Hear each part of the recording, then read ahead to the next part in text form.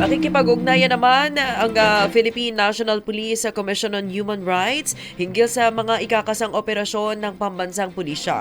Ayon kay PNP spokesperson, Police Brigadier General Gene Fajardo, tagapagsalita ng PNP, handa siyang magtungo sa CHR para ipaabot ang direktiba ni PNP Chief Nicolas Torre III na dagdagan ang bilang ng mga nahuhuling mga kriminal. Handaan niyang PNP na buksan sa Commission on Human Rights ang mga ikakasa nilang operasyon para matiyak nitong wala silang malalabag na karapatan.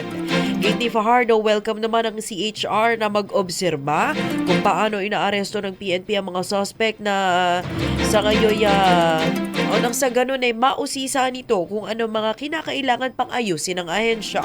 Una nang nilinaw ni PNP Chief Torre na hindi niya hinihikayat ang karahasan at ang patayan sa kanyang liderato para lamang makadakip ng mga kriminal.